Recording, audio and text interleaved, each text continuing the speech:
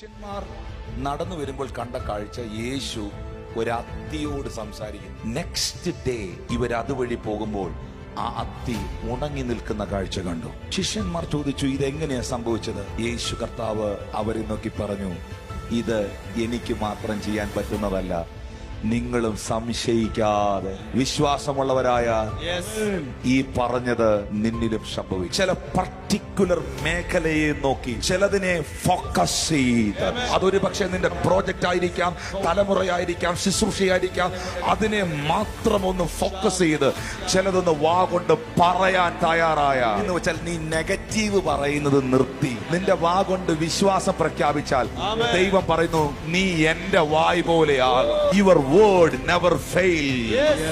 Your words never fail.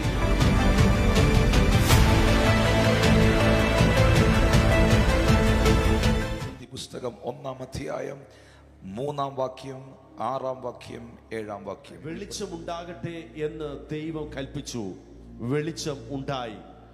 ദൈവം വെള്ളങ്ങളുടെ മധ്യേ ഒരു വിധാനം ഉണ്ടാകട്ടെ, അത് വെള്ളത്തിനും തമ്മിൽ വേർപിരിവായി. വെളിച്ചം ഉണ്ടാകട്ടെ എന്ന് ദൈവം കൽപ്പിച്ചു, വെളിച്ചമുണ്ടായി. ദൈവം തമ്പുരാൻ വേറെ ഒന്നും ചെയ്യുകയല്ലായിരുന്നു. God said. ദൈവം പറഞ്ഞു.